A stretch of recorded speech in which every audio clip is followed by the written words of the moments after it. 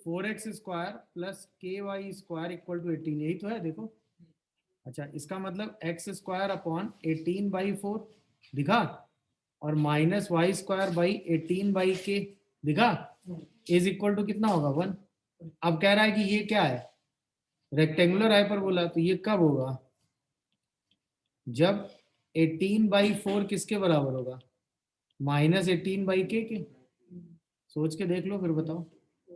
अरे हाँ है ना, k किसके बराबर होगा,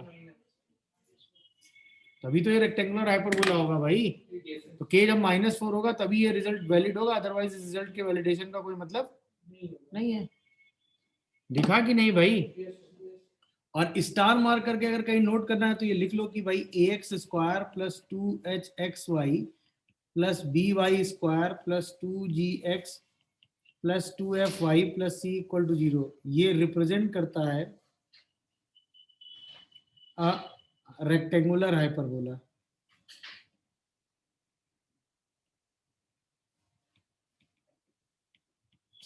व्हेन, कब, जब a प्लस बी कितना होता है 0, मतलब, और हाइपरबोला की कंडीशन क्या होती है, h² minus A be greater than 0, तब तो हाइपरबोला होगा। और उसके साथ साथ अगर a प्लस बी भी 0 होगा तो क्या हो जाएगा, रेक्टेंगुलर। तो रेक्टेंगुलर हाइपरबोला की जो प्राइम कंडीशन है वो ये, obviously pair of straight line नहीं होगा तभी तो हाइपरबोला बन पाएगा, अदरवाइज तो कोई मतलब ही नहीं। बस ये कंडीशन चेक होती है, सही है ना। तो वहां से भी सोच सकते हो कि a प्लस बी क्या होना चाहिए 0, तो k डैट, नहीं तो सीधा रेक्टेंगुलर हाइपरबोला में कंडीशन होती है ना कि a² equal to b², a²b² करोगे तो भी आ जाएगा, या a plus B equal to 0 कर दोगे तो भी आ जाएगा, बात सेम ही है। समझ गए होंगे सब लोग। आपने एक रेक्टेंगुलर हाइपरबोला बना दिया, दिखा सबको कि नहीं। अब इसकी कोई भी एक टेंजेंट मान लो आपने खींच दी, और उस टेंजेंट पे आपने सेंटर से क्या डाला, उसी का लोकस आपको निकालना, ये है कंडीशन, यही तो है। तो क्या करोगे बताओ, x कॉमा के ले ले, 0, जिसका लोकस निकालना है वो एच के हो गया। तो इक्वेशन ऑफ टेंजेंट बोलो भाई, इस टेंजेंट का स्लोप, इसका स्लोप k/h हुआ, इसका स्लोप -h/k हुआ, तो इसका मतलब y minus K upon x minus H is equal to -h/k। अब तक तो ये रिजल्ट रट जाना चाहिए यार, hx plus ky equal to, a² plus k। ये आता है हर बार टेंजेंट, आएगा कि नहीं। अच्छा, अगर ये टेंजेंट है, ये क्या हुई, इक्वेशन ऑफ टेंजेंट हुई, वो भी किसकी, xy इक्वल टू c²। अब या तो इसके लिए m स्लोप टेंजेंट की इक्वेशन आपके दिमाग में हो, हाँ या ना, तो सीधा कंपेयर करके आप रिजल्ट निकाल सकते हो। अगर मान लो m स्लोप टेंजेंट की इक्वेशन आपके दिमाग में नहीं, तो टेंशन लेने की जरूरत है नहीं, यहाँ से सीधे किसकी वैल्यू निकाल लो, x या y किसी एक की, हाँ या ना।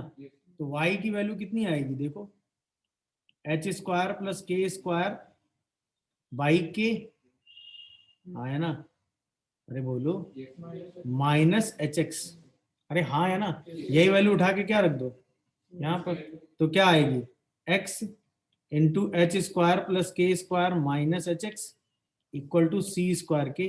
बोलो भाई, यहां से क्वाड्रेटिक बना लो, किसमें, x में, क्या बनेगी, hx² minus x h² plus k² और प्लस c² के इक्वल टू 0। इसका डिस्क्रिमिनेंट क्या होना चाहिए, जैसे ही 0 करोगे तो क्या आएगा, h² प्लस k² का होल स्क्वायर -4hc² के इक्वल टू 0, यही आ गया लोकस। अरे हाँ या ना, क्या आया, x² प्लस y² का whole square equal to 4c² xy, है कोई ऑप्शन, पैरामेट्रिक लिख के उससे कौन सा हटा देते, t निकाल लीजिए। ठीक है, हाँ या ना, एक ये तरीका हो गया। दूसरा एक तरीका और था भाई, इस पॉइंट को टी मान लेते, टी पॉइंट पे पैरामेट्रिक टेंजेंट लिख देते, हाँ या ना, और उससे कौन साइड, लिखते और दोनों को क्या करा देते, कौन साइड, वो भी एक तरीका था। दूसरा मेथड समझ में आया कि नहीं। तो मेथड 2 में, ये तो मेथड 1 हो गया, मेथड 2 अगर आपको दिख सकता है तो टेंजेंट एट टी लिख देते, बोलो, टी मतलब C T comma C by T, X Y equal to c², तो क्या x into C by T plus Y into C T tangent कितनी आ जाती है, x plus Y T square is equal to 2c। 2ct। यही tangent क्या दी थी, H X plus K Y equal to H square plus K square. ये दोनों टेंजेंट सेम थी, जैसे कोइंसाइड कराते तो क्या आता, 1/h T square by K equal to 2ct by H square plus K square. दिखा, इन दोनों को बराबर करते तो यहाँ से टी स्क्वायर की वैल्यू कितनी आ जाती, के बाई एच। इन दोनों को बराबर करते, दिख रहा है कि नहीं, तो नहीं, इन दोनों को क्या बराबर, लास्ट वन पहले वाला। तो लास्ट बराबर कर दो ना, ये दोनों बराबर पर जल्दी हो जाएगा कि नहीं। तो यहाँ से आता H square plus K square का whole square by H square equal to 4c square T square. T square की जगह के बाई एच रख देते, एक ऐसे एच क्रॉस मल्टीप्लाई, तो लोकस सीधा क्या आ जाता, वैसे हो जाता X square plus Y square का whole square equal to 4c square. यही आंसर वहां आ रहा था, यही आंसर यहाँ। सिंपल एंड स्ट्रेट था। मैंने बताया ना, जब भी आपको सेंटर 0 0 और उससे फुट ऑफ परपेंडिकुलर का लोकस निकालना हो तो सीधा इस लाइन की इक्वेशन निकाल लो एचके के टर्म में, और फिर इसी लाइन, अगर ये लाइन टेंजेंट है तो ये तो डी वाली कंडीशन। इसमें एक्चुअल में डी वाली कैलकुलेशन लगाना आसान था, क्योंकि X Y equal to C square ही तो है इक्वेशन, आसान सी इक्वेशन है ना। अदरवाइज टी पॉइंट पे टेंजेंट लिख के ही सॉल्व, पैरामीट्रिक वाला भी तरीका सीख, ठीक है, दोनों कंपेयर करके। मेथड समझ में आया होगा सबको, कहीं कोई कंफ्यूजन? मेरे हिसाब से T1 T2 लोगे तो थोड़ा जल्दी काम हो रहा है। देखो क्या है, बताऊं, ऐसे लिखो, slope of chord, slope of chord जो है ए बी वो है -1। इस बात से कितने लोग एग्री है? अगर हम ए पॉइंट को कह दें C T one comma C by T one और बी पॉइंट को कह दें C T two comma C by T two, तो इसका जो स्लोप होगा ए बी वो कितना होगा, -1/T1 T2, और वो दिया कितना है, इसका मतलब T1 इंटू टी टू 1 आ गया। इसका मतलब जो ए पॉइंट होगा, अगर हम उसको C T comma C by T ले, तो जो बी पॉइंट होगा C by T comma C T हो जाएगा। ये बात समझे, हाँ या ना? अब आओ, अगर हम इस पॉइंट को P कह दें और इस पॉइंट को Q कह दें, कह सकते हैं ना, बोलो। तो P पॉइंट का कोऑर्डिनेट C कॉमा C होता है, Q पॉइंट का कोऑर्डिनेट -C कॉमा -C होता है। अब हमने कहा ये वाला एंगल हमारा θ1 है और ये वाला एंगल हमारा θ2 है कि नहीं? तो अब जरा मुझे बताओ, अगर मैं आपसे कहूं कि स्लोप ऑफ, पहले हम θ1 की बात करते हैं, ठीक है, पहले हम किसकी बात कर रहे हैं, तो स्लोप ऑफ, अगर मैं एपी पूछूं आपसे, किसका, एपी का स्लोप बताओ, c minus C by T upon C minus C T. देखो ए ये रहा, ए ये रहा, पी ये रहा, तो c minus C by T और c माइनस सी टी कितना आएगा, जल्दी सॉल्व करो। तो C T minus C minus T -1/T आ रहा है कि नहीं, बस ये देखते जाना। अरे हाँ या ना? ऐसे ही स्लोप ऑफ अगर मैं पी भी पूछूं तो हाँ p b c minus C T upon C minus C by t, तो क्या ये -T आ रहा है, देख लो। अरे हाँ या ना, बोलो भाई। अब अगर मैं आपसे पूछूं tan θ1 कितना होगा, क्विक, तो tan θ1 अगर मैं एंटी क्लॉक सेंस में रोटेट करा दूं तो m2 माइनस m1 कर देता हूँ। अरे बोलो भाई, तो इसका मतलब slope of AP minus slope of BP upon 1 plus slope of AP into slope of BP। अरे बोलो भाई, अब जैसे आप सारी वैल्यूज रखोगे तो -1/T, बोलो, और प्लस का T डिवाइडेड बाई 1 + 1। जैसे आप इसको सॉल्व करोगे तो ये T स्क्वायर -1/2T आ रहा है कि नहीं, चेक करो। हाँ या ना? यहाँ तक मामला डन हुआ। अच्छा, अब जरा वापस आओ फॉर θ2, ठीक है ना, चलो θ2 शुरू करो। स्लोप ऑफ QA कितना हो गया, QA, तो बस अब -C रखना है, -C minus C by T upon -C minus C t, तो सब खत्म, ये सीधा 1/T आएगा। अरे बोलो। अच्छा, ऐसे अगर मैं स्लोप ऑफ QB बोलूं,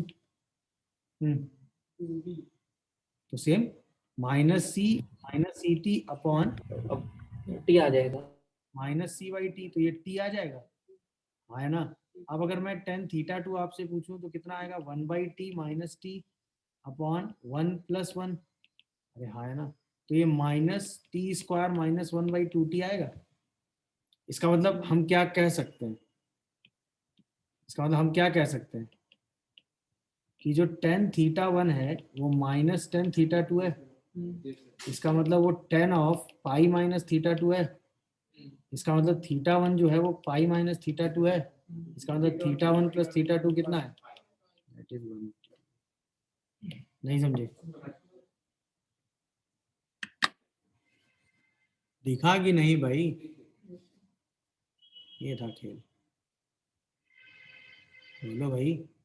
तो कोई भी लाइन जो ट्रांसवर्स एक्सिस के पैरेलल कॉर्ड है, वो जो भी एंगल थीटा वन और थीटा टू बनाती, दोनों एंगल का सम हमेशा कितना होता है, पाई के। यही प्रूव हुआ है यहाँ से। दिखा कि नहीं सबको,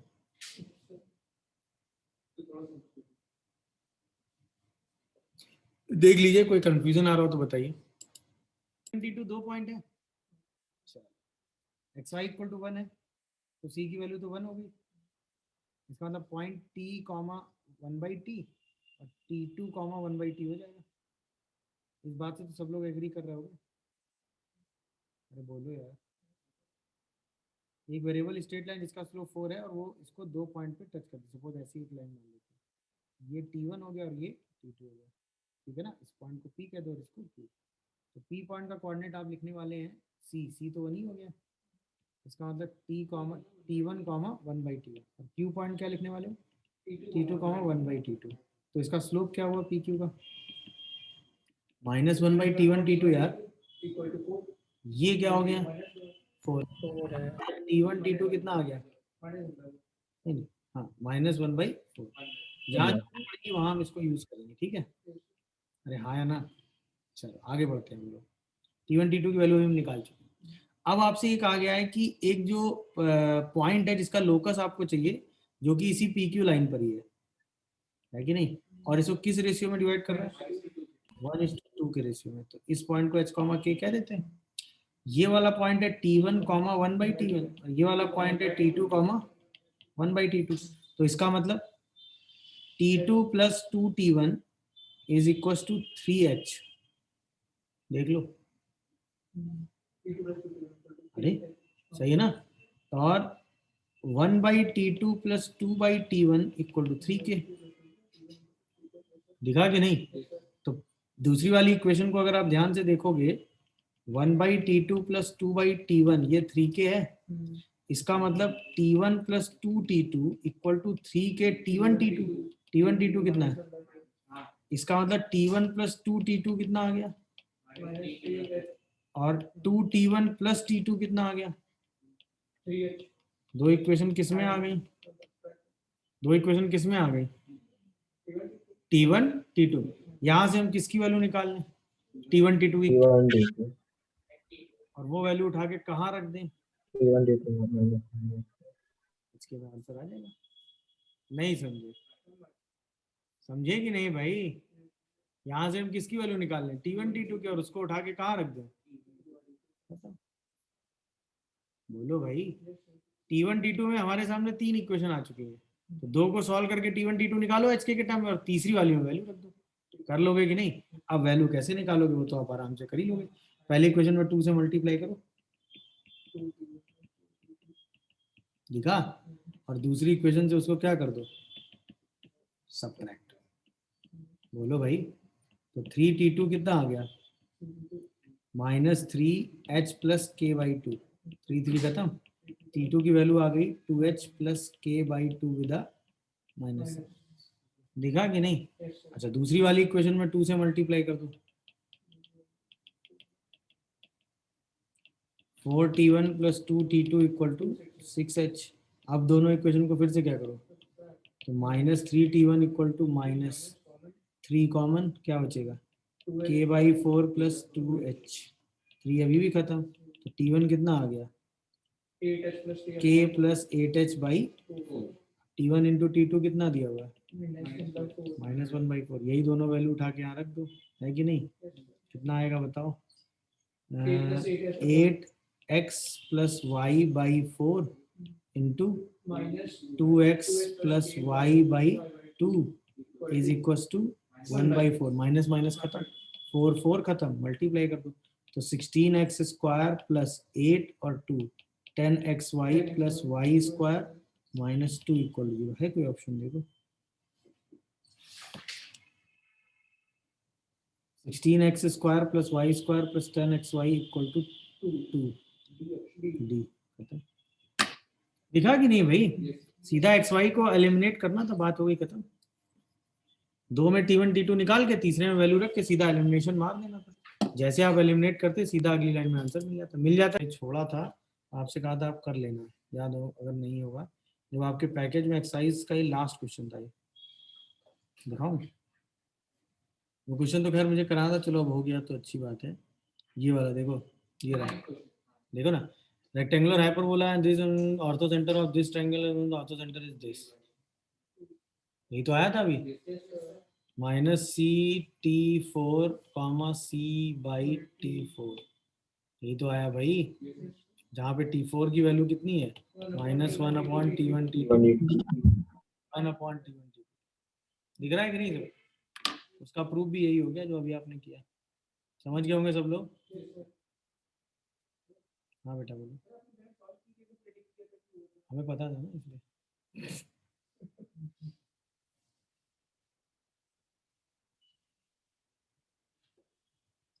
क्लियर हो गया भाई 85?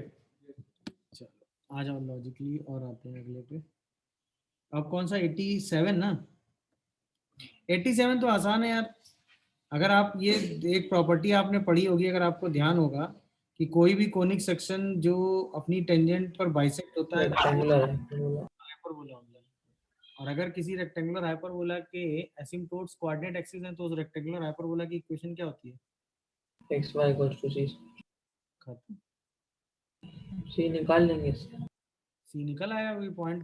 सर नहीं समझे? समझ गए। पढ़ो आराम से, क्वेश्चन की लैंग्वेज तो सिंपल सी थी है, देखो जरा ध्यान से। नहीं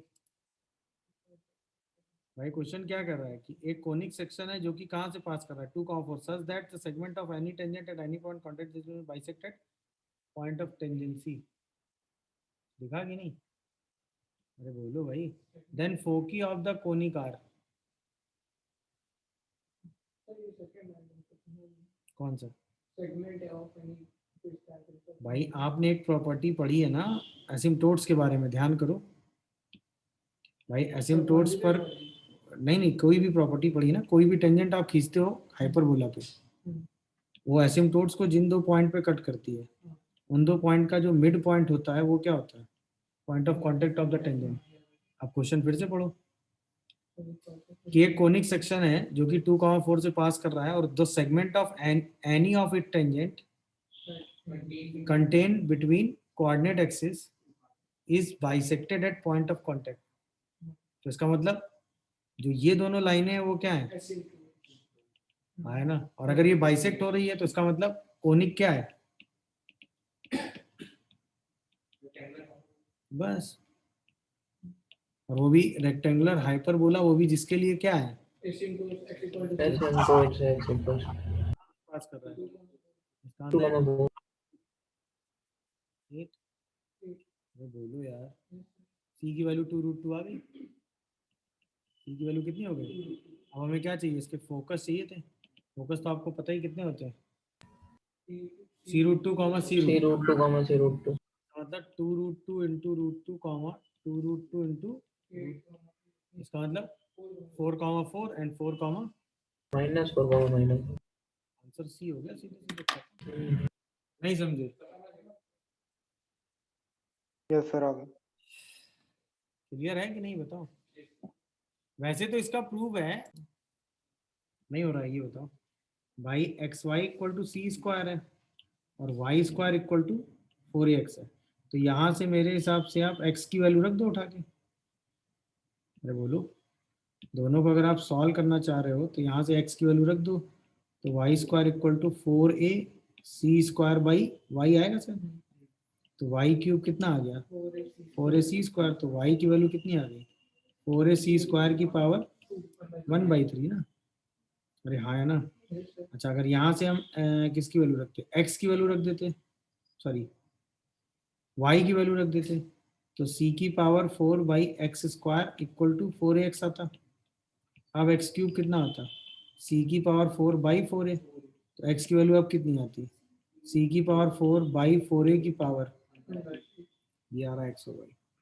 दिखा कि नहीं, यहाँ तक पहुंच गए ना सब लोग। अब एक इंपॉर्टेंट बात है, हमें क्या करना है, जहां पर दोनों इंटरसेक्ट कर रहे हैं उस पॉइंट का कोऑर्डिनेट हमने निकाल लिया, उस पॉइंट पर हमें क्या निकालना है, देखो टेंजेंट का जो एंगल दिया हुआ है किससे, एक्स एक्सिस, यानी एक का स्लोप tan θ1 और एक का स्लोप, तो हमें क्या करना है, दोनों टेंजेंट का स्लोप निकालना है, मतलब पहले हाइपरबोला पे टेंजेंट निकालनी है और फिर पैराबोला। तो अगर मैं आपसे कहूँ slope of tangent at hyperbola, तो याद होगा जब आपने ये चीज सुनी होगी कि डेरिवेटिव का मतलब टेंजेंट का स्लोप होता है। तो अगर मैं पहला मतलब वैसे तो t इक्वल टू 0 लगा सकते हो आप, बट उससे ज्यादा आसान ये करना रहेगा, यहाँ पे c² हो गया। अगर आप यहाँ पे dy/dx निकालो तो -c²/x² आएगा, चेक करिए 1/x का डेरिवेटिव माइनस होता है कि नहीं। तो अगर मैं आपसे सीधा स्लोप पूछूं, यहाँ पर स्लोप का मतलब ये हो गया tan θ, मतलब किस पॉइंट पे, तो ये आपने पॉइंट निकाला ना, x की वैल्यू हम देंगे ना -c² और x की वैल्यू का स्क्वायर करना है। x की वैल्यू है कितनी, 4/4a की पावर 2/3 और इसकी पावर 2/3, ये tan θ बना गया। इसको बाद में देखते हैं क्या है, ठीक है। अच्छा अब आओ, अगर मैं यहीं पे स्लोप ऑफ टेंजेंट बोलूं कहाँ पर, एट पैराबोला, तो क्या होगा, y इसका मतलब 2y into dy/dx equal to 4a आएगा। इसका मतलब dy/dx यहाँ से कितना आ रहा है, 2a/y। अब अगर मैं स्लोप की बात करूं यहाँ पर tan phi की, तो y की वैल्यू रख दो, तो 2a/4ac² की पावर 1/3 tan थीटा और tan phi दोनों आ चुके हैं। अब सिंप्लीफिकेशन स्टार्ट करते हैं। अगर आप tan थीटा को ध्यान से देखो तो क्या लिखा हुआ है, देखो -8/3 हो जाएगा ये, देखो c की पावर 8/3 हो जाएगा ना ये, अरे हाँ है ना, नीचे c² ले आओ, ऊपर 4a रहने दो, तो 4a की पावर 2/3,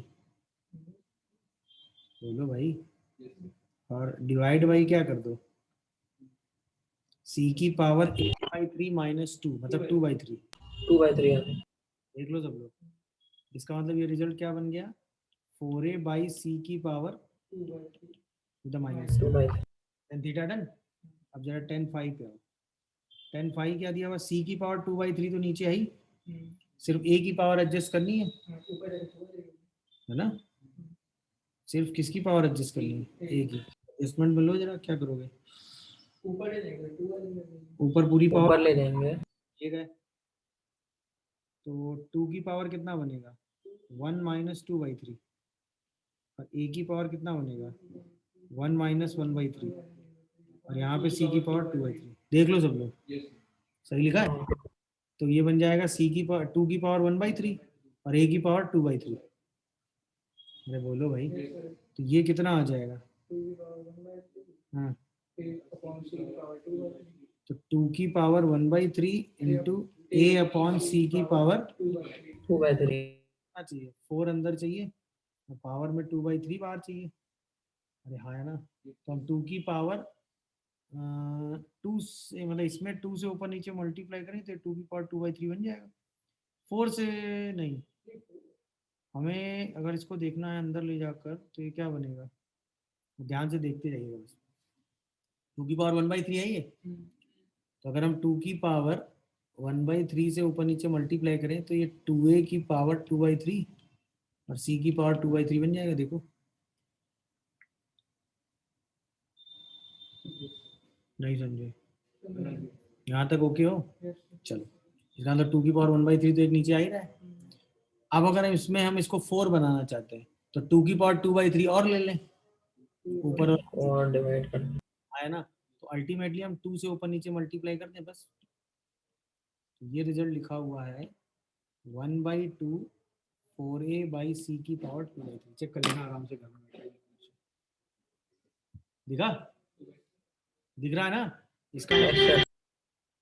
हाँ, 2 से बस हमने ऊपर नीचे मल्टीप्लाई किया, 2 को लिख दिया है। अब आप पावर एक बार एडजस्ट करिएगा, समझ गए? दिखा? अब यहाँ से tan थीटा कितना आ रहा है बताओ? -1/2 tan phi। -1/2 tan phi। दिखा? tan थीटा और tan phi का रिलेशन निकालना है। हमें क्या निकालना है? थीटा की वैल्यू तो चाहिए। तो tan inverse tan phi/2 with minus sine है। कोई ऑप्शन बोलो?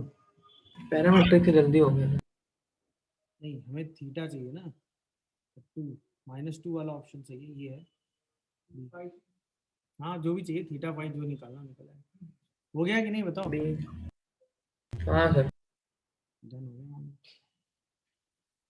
हमने पॉइंट ऑफ इंटरसेक्शन निकाल के बस चीजें एडजस्ट करके लिख दिया, dy और dx निकाल के, बस और कुछ नहीं किया। नहीं, dy और dx नहीं लगाते तो यहाँ इस पॉइंट पे t = 0 लिखते ना, उससे स्लोप लिखते, तो t = 0 लिखने में थोड़ा टाइम ज्यादा लग जाता ना, फिर स्लोप निकालते। उससे बेटर है सीधा dy और dx निकाल लो, जल्दी कैलकुलेशन हो गया। वो तो मैंने आपको दिखाने के लिए इतना कैलकुलेशन किया, वरना तो सीधा यहीं पे इसी को सिंप्लीफाई करते, इसको सिंप्लीफाई करते, सीधा रिलेट कर देते। तो दिखाने के लिए इतना किया मैंने। हो गया भाई? चलिए, आफ्टर 88 अगला डाउट 89 बस। चलो देखें 89 में क्या पंगा है।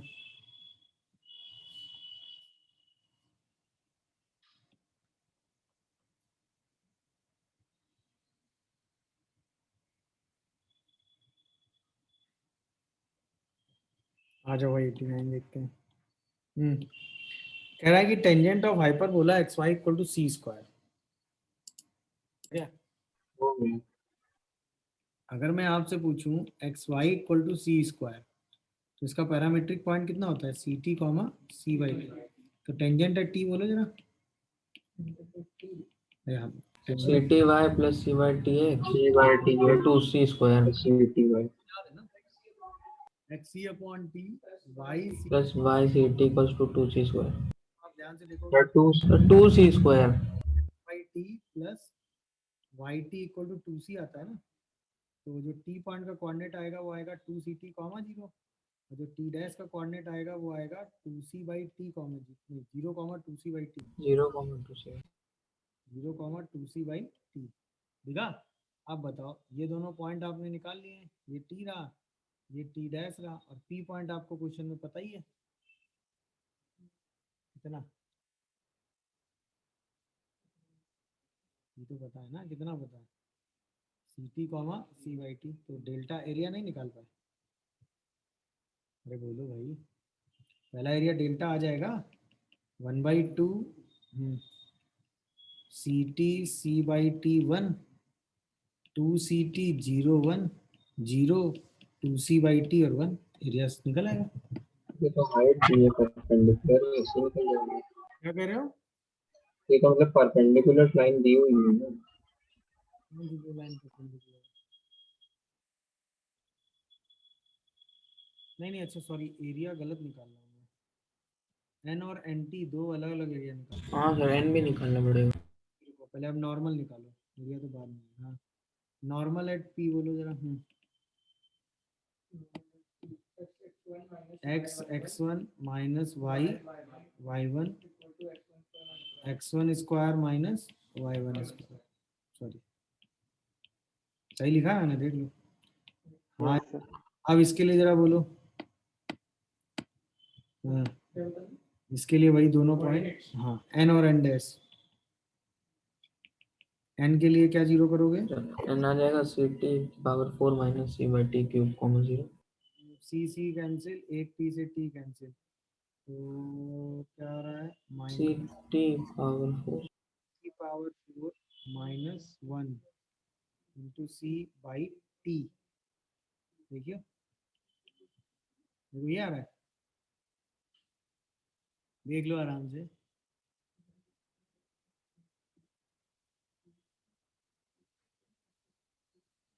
ये आ रहा है क्या? टी क्यू आ रहा है, नहीं यही आ रहा है, देखो सही लिखा है। सी बाई टी तो कैंसिल करेंगे कॉमन करके, और एक सी का सर नहीं, y को 0 रखेंगे ना। अच्छा वाई को जीरो रखेंगे, हाँ, t क्यूब होगा। अच्छा सी और टी दोनों कैंसिल हो गए, हम्म, सी तो ct minus C by t cube. T cube common zero, अभी ठीक है। हाँ, इंडेक्स बोलो कितना आ रहा है, 0, minus C t plus c by t. T की पावर 4 -1 बाई टी, सही है। एक्स को जीरो रखा है, अरे बोलो भाई। अब सारे पॉइंट आपके सामने आ गए, तो पहला जो एरिया है वो किसका है, triangle p n t. PNT का एरिया कितना होगा, 1/2 पी एन। इसमें कोई परपेंडिकुलर वाला लॉजिक नहीं है, समझ रहे हो कि नहीं। और टी ये है, देखो भाई, अरे हाँ या ना, देख लो सब लोग, यही है एरिया। तो डायरेक्ट एरिया क्या निकलेगा, सीधा इसी रो पे ओपन कर दो, तो c/2t in bracket c t की power 4 -1 by t cube -2ct, इसी को सॉल्व कर दीजिएगा, पहला एरिया ये आ गया। अच्छा अगला एरिया देखो क्या है, delta dash triangle p n dash t dash है क्या, एन डैश टी डैश, तो क्या होगा 1/2 c t, c/t 1 0 n dash मतलब -c टी की पावर 4 -1 बाई टी 1 0 2c/t 1। अब सीधा ओपन कर दो तो क्या आएगा, ct/2 इन ब्रैकेट माइनस, तो एरिया है तो प्लस ही ले लेंगे, कोई दिक्कत नहीं, टी की पावर 4 -1 बाई टी -2c/t, दोनों में 1/डेल्टा डेल्टा करके ऐड कर दीजिएगा। इंडिपेंडेंट ऑफ टी आ जाता है मेरे हिसाब से, क्या आ रहा है, c depends on c. C, t से इंडिपेंडेंट आ जाता है, कांस्टेंट आता नहीं है कि नहीं। आंसर क्या है, सी के टर्म में ही आंसर आ जाता है इसका, ऐसा है। टी हमें लग रहा है पूरे से कैंसिल हो जाता है कॉमन कॉमन करके, क्या बोलते हो, हाँ सर। टी पूरे से कॉमन होके कैंसिल हो जाता है मुझे ऐसा। हाँ, t की पावर 4 कट जाएगा।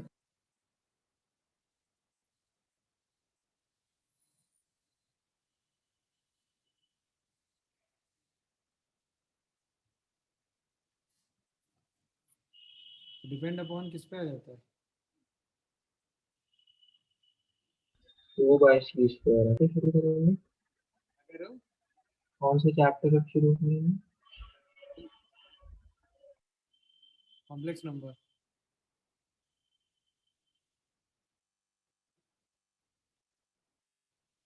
भाई ये एक हाइपरबोला है ना, अरे हाँ है ना, और एक लाइन दे रखी है, उसके नियरेस्ट पॉइंट आपको बताना है, ऐसा कुछ है ना, लाइन वालों को जैसी है, तो उसके नियरेस्ट पॉइंट के लिए कॉमन नॉर्मल का ही कॉन्सेप्ट ले लो, क्या बोलते हो तुम लोग, इसको थीटा पॉइंट ले लो, थीटा पॉइंट पे नॉर्मल लिखो।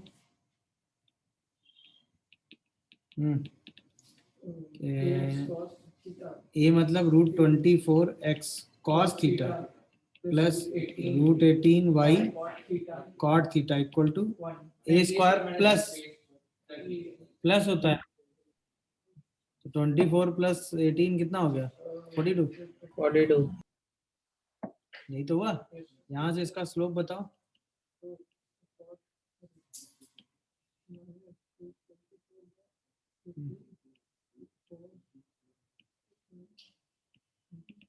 माइनस का √20 2/√3 cos theta by cot theta, cot theta cos theta cos theta minus 2/√3 theta 2/√3, line का स्लोप कितना दिया हुआ है, -3/2, तो परपेंडिकुलर लाइन का स्लोप 2/3, देख लो सब लोग, आया ना। अगर ये 2/3 आया तो इसका मतलब tan थीटा sin थीटा कितना आ गया, -1/4 निकाल लो रूट थीटा Sec theta और tan theta. Root 18 tan theta, यहाँ से क्या निकाल लो sec थीटा और tan थीटा, हो जाएगा कि नहीं? वही उठा के यहाँ रख दीजिएगा, पॉइंट निकल आएगा। कोई कंफ्यूजन आ रही? अरे बोलो भाई। हो जाएगा सर। थीटा साइन थीटा -1/√3 आया, इसका मतलब थीटा जो है या तो इस क्वाड्रेंट में होगा या इस क्वाड्रेंट में। थीटा या तो थर्ड क्वाड्रेंट में होगा या फोर्थ क्वाड्रेंट का पॉइंट फोर्थ क्वाड्रेंट में ही होगा। हाँ या ना? और थर्ड क्वाड्रेंट का पॉइंट Second. या तो पॉइंट में x नेगेटिव y पॉजिटिव होगा या x और मतलब x पॉजिटिव और y नेगेटिव, यानी ये दोनों आंसर तो वैसे ही गलत है। हाँ या ना? तो आंसर या तो ये सही होगा या बाकी काम तो आप कर ही लोगे। बोलो भाई। तो तरीका सिंपल सा क्या है, यहाँ से वैल्यू निकाल लो किसकी, cos थीटा की। तो cos थीटा की वैल्यू कितनी आ जाएगी, वैल्यू निकाल लो tan थीटा। तो cos थीटा की वैल्यू आएगी रूट Under root 2 by 1 नहीं 3/√2/√3। root 3 tan थीटा कितना आएगा, minus 1 by root 2 1/√2। minus. सही है। एक बार जब cos थीटा प्लस लेंगे तो tan थीटा माइनस लेंगे। अरे हाँ है ना? और एक बार क्या लेंगे, जब cos थीटा माइनस लेंगे तो tan थीटा को क्या लेंगे, पॉजिटिव। ये सेकंड क्वाड्रेंट। अब वैल्यू रख के निकाल लो क्या आ रहा है बताओ। तो पॉइंट का कोऑर्डिनेट कितना आ रहा है के √28 सेक रखेंगे ना, सेक मतलब रेसिप्रोकल, √3/√2 36 6 कॉमा 9 3 देखो -3 6 कॉमा -3 है कि नहीं? या फिर पॉइंट क्या आ रहा है यहाँ से सेम -6 कॉमा 3। अब इन दोनों में से आंसर क्या होगा, दोनों से क्या निकालेंगे, परपेंडिकुलर डिस्टेंस। नियरेस्ट पॉइंट बताना है ना, तो दोनों से क्या निकालोगे, तो पहली वाली से डिस्टेंस कितनी आएगी। ये सब चीजें ध्यान रखना, एग्जाम में सब चीजें चेक करनी पड़ जाती हैं। ये दोनों आंसर सही हो सकते हैं बट दोनों में से एक ही नियरेस्ट होगा ना, जिससे अगर दोनों से डिस्टेंस सेम आ गई तो दोनों ही सेम सिनेरियो में आ गए। अब बताओ डिस्टेंस बताओ, लाइन है 3x + 2y + 1 = 0 ना। तो पहले से आ रही है 18 - 3 + 1/√13 और दूसरे से आएगी -18 + 6 + 1 Second वाला लेंगे. Minimum distance. Second से. हाँ सेकंड से आ रही है ना, हाँ second में -18. ये वाला चाहिए। आंसर क्या दिया है, डी। दिखा कि नहीं भाई? पॉइंट दोनों सिनारियो में आएंगे बट परपेंडिकुलर डिस्टेंस आपको दोनों से निकाल के चेक करनी पड़ेगी, जिससे डिस्टेंस कम आ रही होगी आपका वो आंसर आएगा। दिखा दोनों में से किससे डिस्टेंस कम, यस सर। सेकंड वाले। तो आपका आंसर इसका मतलब angle between the tangent at point of intersection कितना 90 डिग्री हो गया। बोलो भाई, पॉइंट ऑफ इंटरसेक्शन पे जो टेंजेंट के बीच का एंगल है वो कितना है 90 डिग्री। अब हम अगर माने कि लेट पॉइंट ऑफ इंटरसेक्शन, मतलब ये पूरा काम कैलकुलस का है वैसे बट मैं बात आई तो बता रहा हूँ, x1, y1। अभी आपने पढ़ा था, अभी थोड़ी देर पहले मैंने बताया था, अगर किसी भी पॉइंट पे आपको टेंजेंट का स्लोप निकालना हो तो आप सीधा इसको डिवाइड। अगर मैं कहूँ point of intersection x1, y1 है, तो पहला वाला कर्व अगर उसको डिफरेंशिएट करोगे तो 2x/ay + 2y/b² into dy/dx is 0। यहाँ से अगर आप dy/dx निकालोगे तो वो निकल के आता है माइनस, देखिएगा ध्यान से, b² इंटू x/y। अरे हाँ है ना? तो अगर मैं यहाँ से स्लोप ऑफ टेंजेंट बोलूँ तो बोलूँगा -b² इंटू x1/y1। क्यों x1/y1? क्योंकि हमने पॉइंट ऑफ इंटरसेक्शन क्या ले रखा है, बोलो x1, y1। तो ये सीधा आ गया स्लोप। अच्छा यहीं पे अगर मैं दूसरे वाले कर्व को डिफरेंशिएट करता तो 2x by A square minus 2y by B square into d y by d x equal to 0। यहाँ से अगर मैं d y by d x निकालता तो क्या निकल के आता, बोलो? B square by A square into x by y. अरे हाँ है ना। तो यहाँ से जो m2 स्लोप आता वो कितना आता, b square by A square into x1 by y1। देख लो आराम से। अरे हाँ है ना। इसका मतलब अगर ऑर्थोगोनल है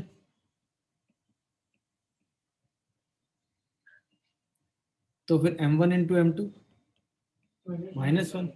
अगर m1 इंटू m2 -1 होगा तो इसका मतलब b square a square equal to y1 square by x1 square होगा कि नहीं? ये देख लो सब लोग। अरे हाँ या ना, बोलो भाई ये ओके हो? अच्छा अब कॉमन सेंस से समझो कि ये जो point of intersection x1 y1 है ये दोनों कर्व पे लाई करेगा कि नहीं? x1 y1 lie both the curve होगा कि नहीं? इससे कितने लोग एग्री करते हो? तो इसका मतलब x1 square by A square y1 square by B square equal to 1 होगा। x1 square by A square minus y1 square by B square भी 1 होगा। दोनों को अगर हम सब्ट्रैक्ट कर दें तो यहाँ से आएगा x1 square 1 by A square minus A square, बोलो भाई, is equal to y1 square by 1 by B square minus 1 by B square. देखा? इसका मतलब y1 square by x1 square कितना आएगा?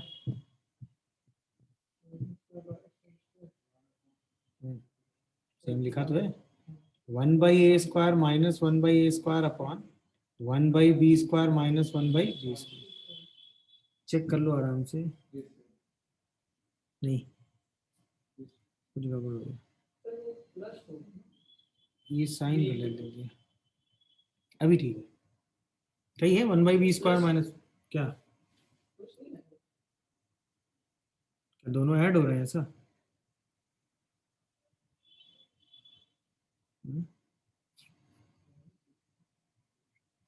हमने दोनों को सेपरेट किया ना। अच्छा y वाले में प्लस आ जाएगा ऐसा? अभी ठीक है, ये अभी ठीक है देखो, लेकिन उधर जाएगा तो माइनस नहीं हो जाएगा? तो पूरे में माइनस हो जाएगा। अभी लगा तो दिया, यहाँ लगा दो। अभी ठीक है देखो, ठीक है ना? अभी दोनों बराबर होंगे, दोनों कैसे होंगे? होंगे कि नहीं? बराबर करोगे तो क्या आएगा बताओ? B square by B square upon A square equal to A square minus A square by A square B square plus B square upon ये और ये cross multiply minus B square equal to A square minus A square. इसका मतलब A square plus B square equal to A square minus B square. ये result आ जाएगा, देख लो सब लोग। अरे हाँ या ना, दो कोनिक्स के स्टैंडर्ड के लिए अगर वो ऑर्थोगोनल है तो ये रिजल्ट होगा A square plus B square equal to A square minus B. Calculation एक बार चेक करो, ये प्लस माइनस में कुछ गड़बड़ तो नहीं किया मैंने?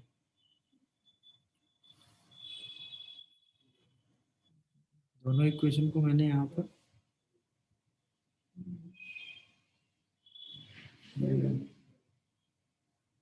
नहीं, कैलकुलेशन तो ठीक लग रहा है ना? ठीक ही है, यहाँ माइनस आएगा यहाँ प्लस आएगा, ठीक है आ गया।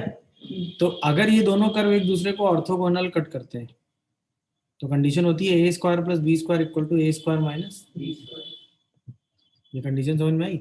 अब इस क्वेश्चन पे वापस आओ। एक इलिप्स है, इसेंट्रिसिटी बस रेसिप्रोकल है, बाकी तो सब स्टैंडर्ड ही चल रहा है ना, बोलो भाई।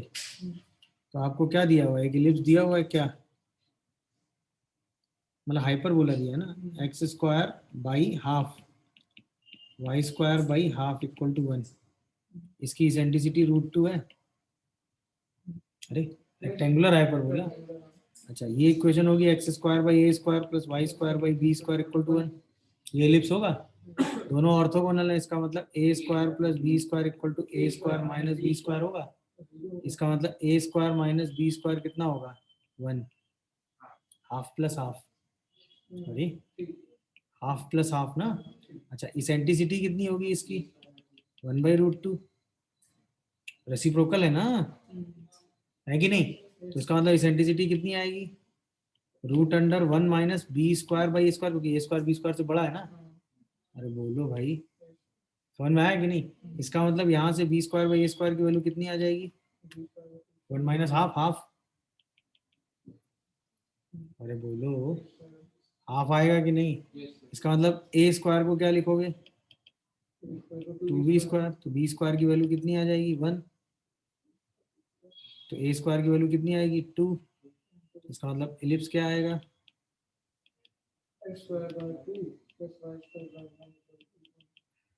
लिखा कि नहीं? है कोई ऑप्शन? बोलो भाई। अब इस एलिप्स के फोकस क्या होंगे +-1, 0। एलिप्स के फोकस क्या होंगे? नहीं, इसेंट्रिसिटी √2 होगी ना। क्वेश्चन समझे कि नहीं? क्वेश्चन देखो 2 लाइन का था कि नहीं? बड़े 2 लाइन का तब था जब आपको ये पता था, वरना तो इतना तो करना पड़ता ना। अच्छा ये क्वेश्चन इसलिए पता होगा क्योंकि जब आप अभी कैलकुलस पढ़ेंगे तो उसमें ऑर्थोगोनल की कंडीशन पढ़ेंगे, तो वहां पर ये रिजल्ट प्रूफ करेंगे आप। नहीं समझे? तो अगर एक इलिप्स और एक हाइपरबोला दोनों एक दूसरे को ऑर्थोगोनली कट करते हैं तो a² + b² हमेशा किसके बराबर होता है? सर ऐसे सारी कंडीशन पढ़ लेंगे सर। ना नहीं, वो तो सिचुएशनली जो जो आता जाएगा वो पढ़ते जाएंगे। बस ये कहीं लिख लो यार, if ellipse this and hyperbola